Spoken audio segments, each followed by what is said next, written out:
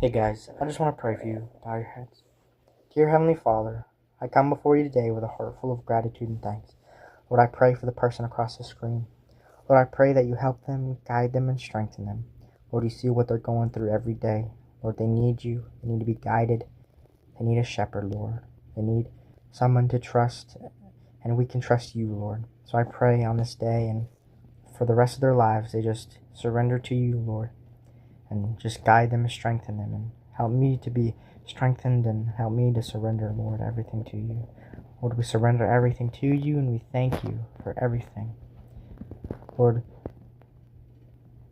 we know that the day is coming when you are going to break the sky and you're going to crack the sky and come in all your glory. So Lord, we just want to be ready.